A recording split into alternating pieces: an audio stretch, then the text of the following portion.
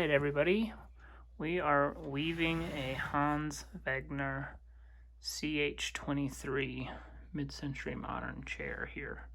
The old rope was pretty dilapidated and the chairs were falling apart. So we've got this one re-glued, ready to weave it up.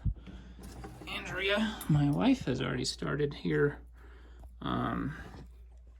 with the first strand. We did a lot of examining on the existing chairs and the existing roping, and this is how they started out. So they started out right here, tacking in the rope. Yep, right on the front rail there. Right on this front rail. And that's going to go around the side rail actually to start, even though our first weave is going to be across the front of the chair. So you do one kind of little rail. This will be important later because there is this kind of gap right here. So it's kind of nice to have this extra little piece of rope so that it kind of fills in the gap. So this is how you start. And as you go, you just want to try and keep the rope nice and tight. So she's going across from the front to the back rail. And then there is a little Danish L nail in the crevice there. She just looped it around. And then you're going right back over the back rail of the chair again. Obviously, you're wanting to keep those, again, nice and tight and right next to each other. And then that's stringing right back across. And did you loop it yet? Yeah, there's another. So let's show how we're looping that. There's another tiny nail right here on this chair.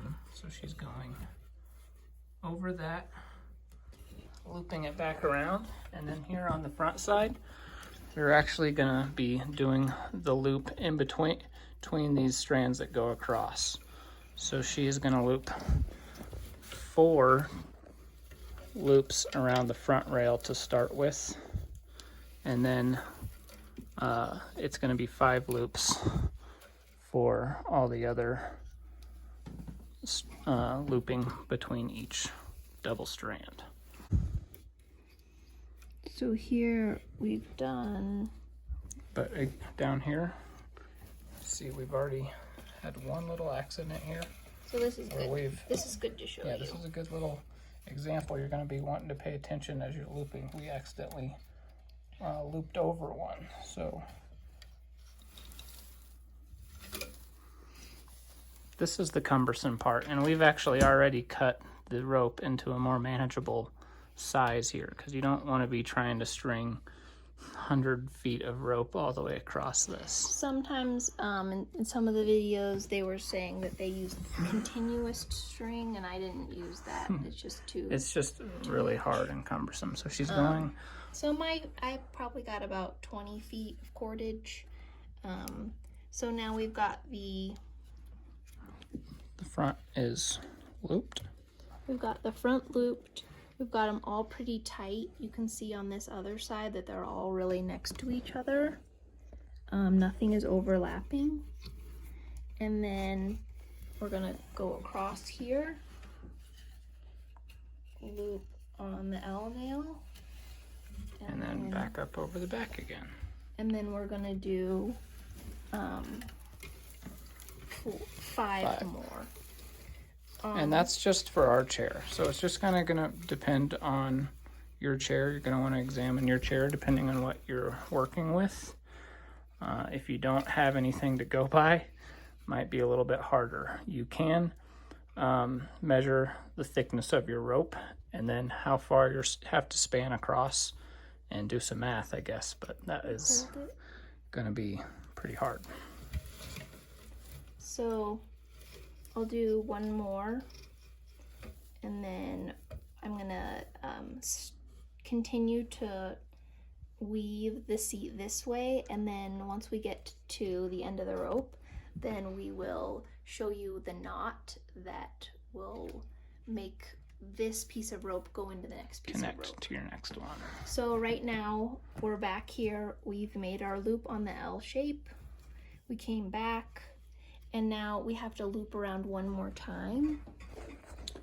It can get a little tricky whenever the rope is getting in here because the rope starts getting crowded between the nails and everything. So before you even start stringing, it is a good idea to go down the line of nails here and make sure you've got plenty of room for your rope to go in between the nails, so you're not having to fight with that as you're also trying to fight with keeping the rope tight and keeping it wrapped around. This is 4 strands. So she's gonna do one more, and we'll do one more, and then it still has to come back I'll show to you us. one more back. And then we're gonna span across the back side So of the I chair. just continue to push everything really close to each other because you don't want things to get out of hand and then everything to be really sloppy looking, because that will really show on your end result.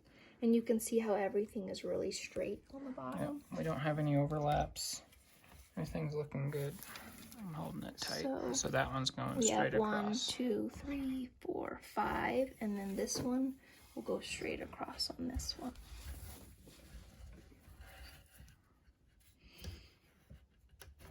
And then we'll just continue the process, wrapping it on this nail right here, and then continuing the 5 loop rounds. And that's just going to go all the way across the back till we get to the very end, and then we're going to be doing 4 again. And we will meet up on the video whenever we do the knot. All right, we are resuming. You can see we made it about halfway across the chair here, stringing across, and we have run out of room, run out of rope here. So what you want to do to extend the cordage is you make a sheepspend knot. And how you work a sheepspend knot is, first of all, you want it to be in an area where you're not going to see it. So on this back side would be ideal, and it's a little bit tricky being in here. But I take the existing rope like so. make a loop. I make a loop, and then I come in from the top. This is the new rope. And this is the new rope, and I thread the needle. Then I come around the back of both strands of the old rope. And then I go back through the needle again. So you can kind of see that they're both really identical pieces. And So that's how we're tying it in, and that's how you don't have to work with over 100 foot of rope to try and get a chair strong. So I now tightened it pretty good, and I'm just going to wrap it around here like I would, and then I'm just going to continue on weaving. So we also, when we come to stopping points, use a little tiny grip here. Anything that you can use that's going to span your rail and grip your rope holds it nice and tight while you can either take a break or, like right then, we had to go cut some new rope. So now we're just going to keep going. Just wanted to show you guys how we are tying it together now, obviously. So we just redid that sheepspend knot to where it was after we looped it, and then Andrea was showing me how she's left the ends a little long, so that when we're done running the lines across and we're doing the loops and filling the gaps in the later video, we'll show how, as we're looping it, you can loop these strands down, and that is going to help that not come undone. So just something to keep in mind as you're making your knots and tying your rope in together. It just makes things more finished, and you don't have to worry about things coming undone. Yeah. And the bottom of the chair looks more finished. Yeah, doesn't look so sloppy with big knots and strings hanging all over the place. All right, and she's just finishing off the last strand around. And so there's this tiny little hook that we just put it in the back here, make sure it's hooked really well, and then come back on over. But we have both of the strands here on top, and then to finish it off, we take this string, we take the Danish cord, string it through here. It's running to the other side. Run it through to the other side, just like how we did whenever we began. So we're gonna have the one loop on the outer rail, the outside rail, and now she's gotta tack I'll move the chair. that down. This is why it's handy to have two weavers. I'm holding the rope tight for.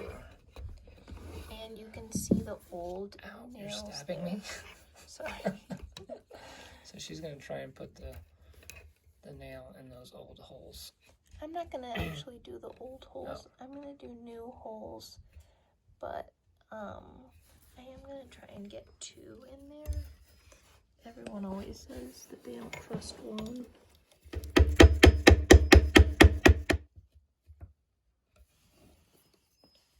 We'll use the correct side, see if that's any better. They're both pretty much in there. And then you can go ahead and cut off that excess. Yeah. And so that's that's step 1. And you can go ahead and kind of we didn't change the configuration of any of these loops on the back or any of The these nails. these L-shaped nails. So it might not necessarily completely look perfect if you're a perfectionist like us. But they say, you know, you can go ahead and like you can kind of adjust it and stretch the rope different directions you want to try and you get, can even get rid use of some like gaps. a wedge and hammer to kind of move things around a little bit. Another thing that they talk about is to make sure that no matter if you're weaving to the original specs or if you're like doing it freehand and putting in your own L-shaped nails, is to make sure that you have an odd number of strands going across. So we've got 2, 4, 6, 8, 10, 12, 14, 16, 17. So that's critical to make sure that you have an odd number going across. Didn't know that. I'm sure some of these gaps will be pulled tighter and stuff as the weight of people sitting on them stretches the ropes out. And invariably you will find that you have made a mistake somewhere and you just have to either decide to go back and reweave or accept your mistake. Yeah, because we are an hour and a half into this, probably. So for me, let's say you made a mistake at the beginning over here. Do you want to spend an hour taking it all apart and then another hour and a half weaving it back together? If it's very minor and you wouldn't be able to notice, like a small. But we're looking pretty good right now as far as we can see. So we will come back at you with part 2 for the looping of the back side of the chair.